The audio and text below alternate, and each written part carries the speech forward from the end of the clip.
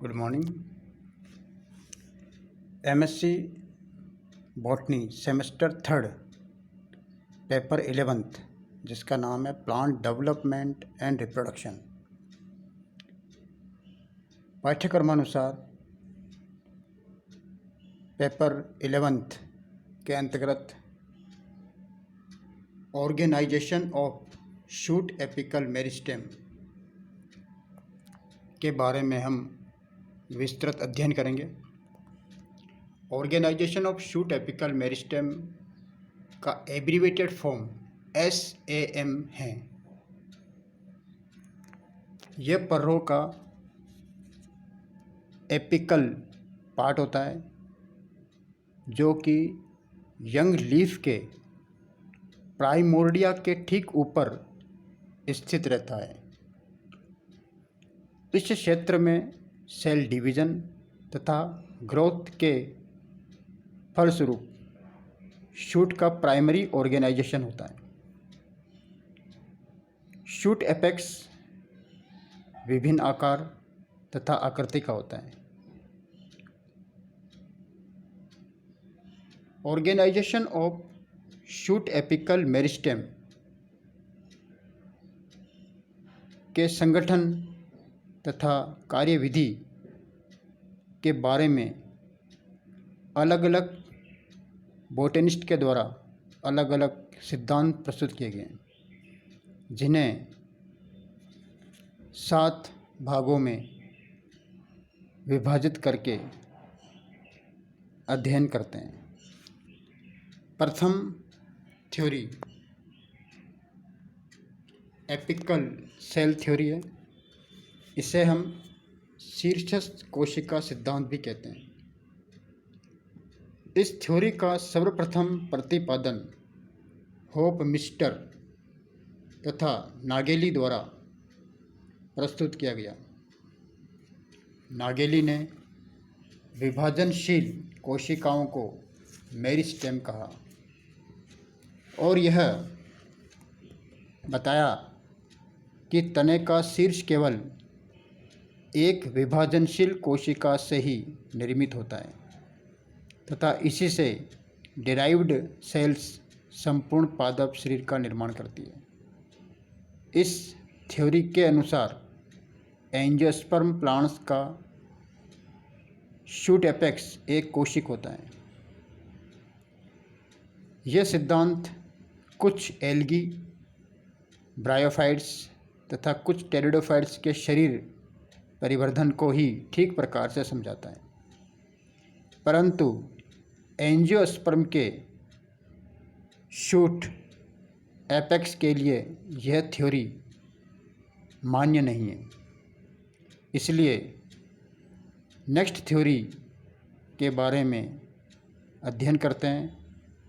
इस थ्योरी का नाम है हिस्टोजन थ्योरी। हिस्टोजन थ्योरी का प्रतिपादन हैनस्टीन के द्वारा किया गया था। इस सिद्धांत के अनुसार मूल तथा तने के शीर्षस्थों में 3 लेयर्स पाई जाती है। ये लेयर्स विभिन्न प्रकार के टिश्यू सिस्टम को जन्म देते हैं। अतः इन लेयर्स अथवा रीजन को हिस्टोजन अथवा टिश्यू बिल्डर कहते हैं। इन लेयर के नाम इस प्रकार से हैं। प्रथम लेयर को हम कहते हैं डर्मेटोजन। डर्मेटोजन एपिडर्मिस को जन्म देने वाले हिस्टोजन हैं।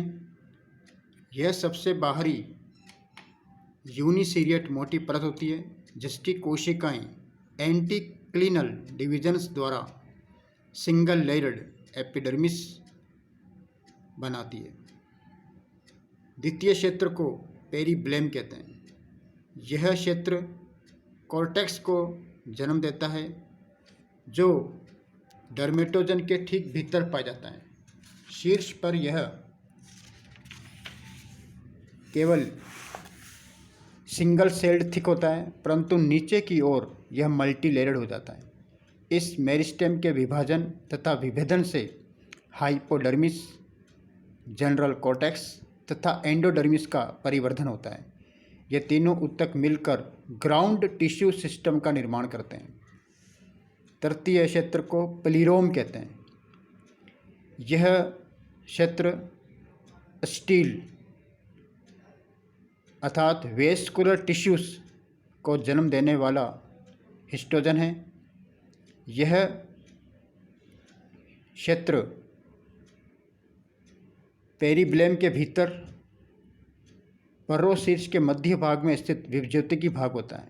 यह primary vascular tissue, pericycle, medullary rays तथा पित्त का परिवर्धन करता है।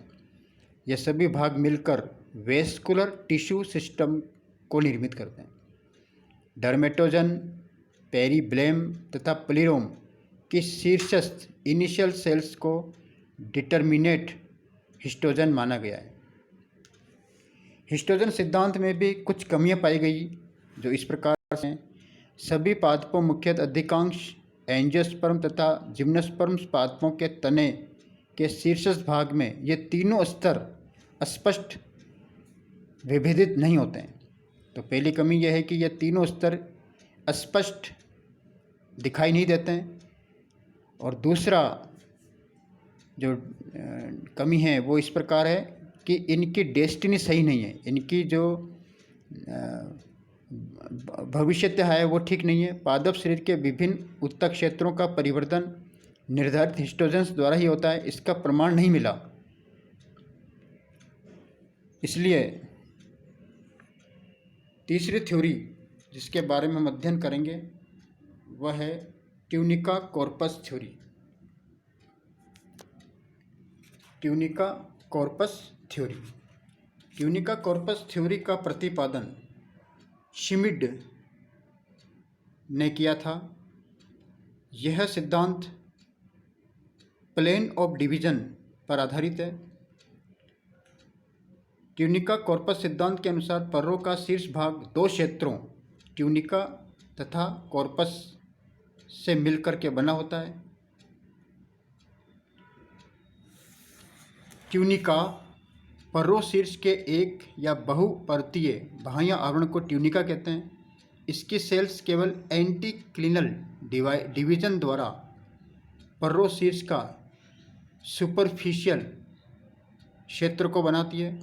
ट्यूनिका की सबसे बाहरी वाली परत एपिडर्मिस को बनाती है और भीतर की परतें विभाजन की दिशा में वृद्धि कर लीफ प्राइमोर्डिया और कॉर्टेक्स का निर्माण करती है। द्वितीय क्षेत्र को कॉर्पस कहते हैं। यह ट्यूनिका की स्तरों द्वारा ढका हुआ केंद्रीय कोशिकाओं का समूह है जिसे कॉर्पस कहते हैं। इसकी कोशिकाएं विभिन्न प्लेन में डिवाइड होती है और इसकी कोशिकाएं ट्यूनिका की कोशिकाओं से बड़ी होती है और कई तलों में विभाजित होकर एक सेल मास को निर्मित करती है।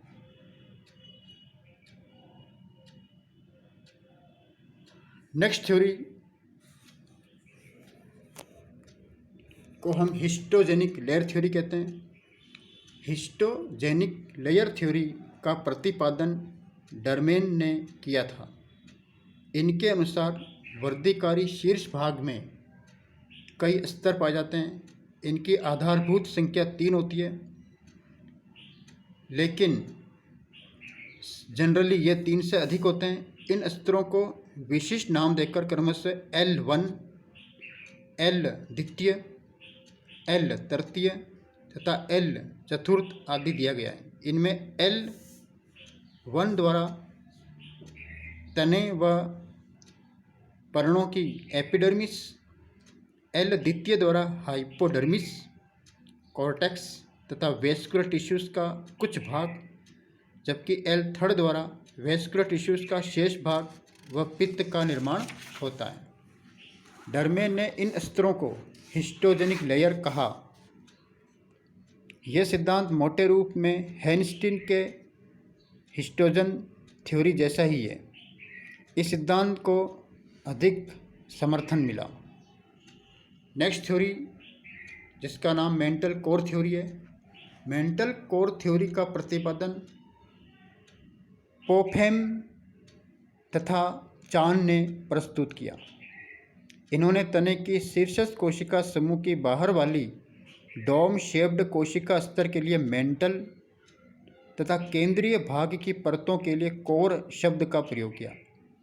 यह थ्योरी ट्यूनिका कॉर्पस थ्योरी का ही दूसरा रूप है, जिसमें केवल शब्दावली का परिवर्तन है। जैसे ट्यूनिका के लिए मेंटल तथा कॉर्पस के लिए कोर शब्द का प्रयोग किया है।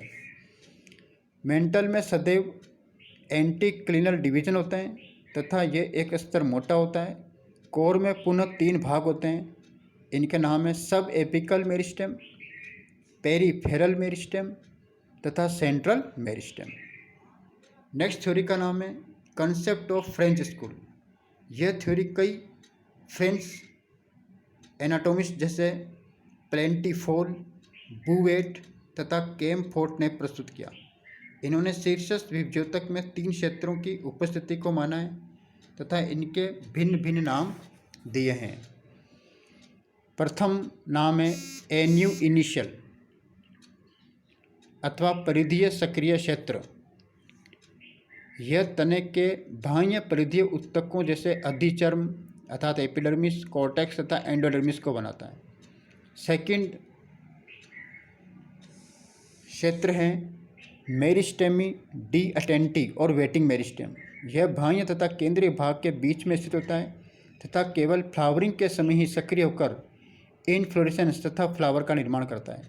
बूवेट के अनुसार यह भाग पुनः 2 क्षेत्रों से निर्मित होता है, जिन्हें प्रोमेरिस्टेमी स्पोरोजीन तथा प्रोमेरिस्टेमी रिसेप्टेकुलेयर हैं। तृतीय क्षेत्र को मेरिस्टेम मेडुलरी और पित्त मेरिस्टेम कहते हैं। यह शीर्ष के केंद्रीय भाग में स्थित होता है तथा विभाजन द्वारा वेस्कुलर टिश्यू व पित्त का निर्माण करता है। नेक्स्ट थ्योरी का नाम है न्यूमैन कॉन्सेप्ट। जैसा कि नाम से ही पता चल रहा है कि इस कॉन्सेप्ट का प्रतिपादन न्यूमैन ने किया, इसलिए इन्हीं के नाम से इसका नाम न्यूमैन कॉन्सेप्ट रखा गया है। इनके अनुसार विभिन्न पादप समुदायों में पाए जाने वाले शीर्षस्थ विभज्योतकों को किसी एक ही प्रकार के सिद्धांत द्वारा स्पष्ट नहीं किया जा सकता। उसने परोशीर्ष में पाई जाने वाली इनिशियल्स के लिए कंटिन्यूइंग मेरिस्टेमी रेजिड्यू टर्म का प्रयोग किया और बताया कि विभिन्न पादप समुदायों में 3 प्रकार के संगठन परोशीर्ष में पाए जाते हैं। नंबर 1 है मोनोप्लेक्स टाइप।